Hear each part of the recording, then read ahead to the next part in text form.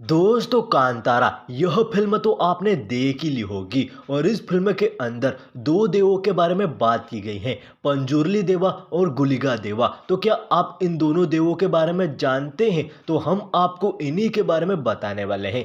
पंजुर्ली देवा में पंजुर्ली का अर्थ होता है जंगली सुअर। मतलब कि पंजुर्ली देवा भगवान विष्णु के वराह अवतार को कहते हैं, जिन्होंने धरती को अपने दांतों के ऊपर धारण करके धरती को बचाया था। तो पंजुर्ली देवा की कहानी ऐसी है कि माता पार्वती एक बार जंगली सुअर के एक बच्चे को देखती है जिसकी मां मर चुकी है। तो माता पार्वती को उसके ऊपर बहुत ज्यादा दया आती है और माता पार्वती उसे अपना बेटा बनाकर अपने साथ ले आती है और उसे बहुत ज्यादा प्यार देती है। पर वह जंगली सुअर जैसे जैसे बड़ा होता गया उसके दांत निकलने लगे और उसके दांतों में बहुत ज्यादा खुजली और जलन होने के कारण वह खेतों में दौड़ने लगा और किसानों की फसलों को नष्ट करने लगा।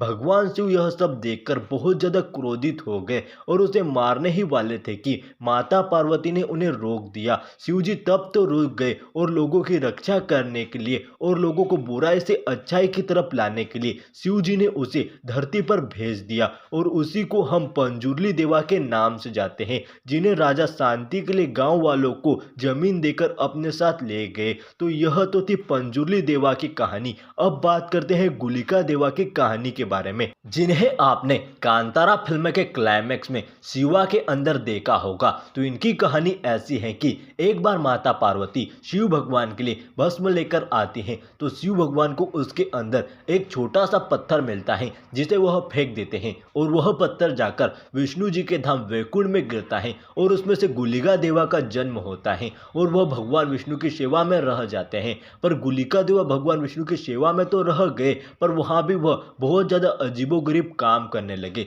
तो भगवान विष्णु इससे तंग आकर उन्हें लेला ओला शंग नाम की एक महिला के गर्भ से पैदा होने का श्राप दे दिए।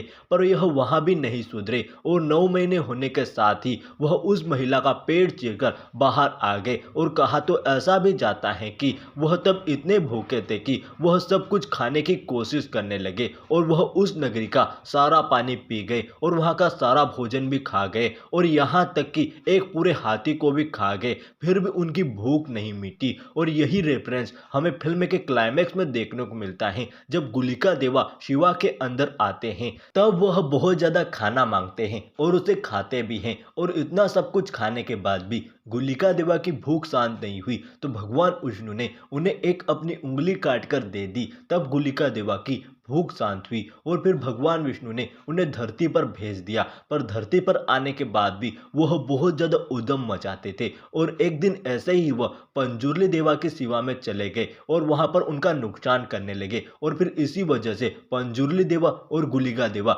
दोनों के बीच में लड़ाई होने लगी और इतनी लड़ाई इतनी ज्यादा बढ़ गई कि इनकी लड़ाई को रोकने के लिए दुर्गा देवी को आना पड़ा और इन दोनों को मिलजुल कर रहने का कहा गया और ऐसा कहा गया कि पंजुर्ली देवा अब इस भूमि के शासक बनेंगे और गुलिका देवा यहाँ के रक्षक बनेंगे। और तभी से पंजुर्ली देवा और गुलिका देवा दोनों एक साथ रहते आ रहे हैं और वहां के लोग और उनकी भूमि की रक्षा करते आ रहे हैं और वहां के लोग इनकी हर साल पूजा करते हैं। नहीं तो ऐसा कहा जाता है कि देवा नाराज हो जाते हैं और इसी पूजा की विधि को भूतोकोला कहा जाता है। तो अब तो आप समझ ही गए होंगे कि पंजुर्ली देवा कौन है और गुलिका देवा कौन है और भूतोकोला किसे कहा जाता है। अगर आपको कांतारा से जुड़ी और कुछ जानकारी चाहिए तो हमें कमेंट में जरूर बताइएगा।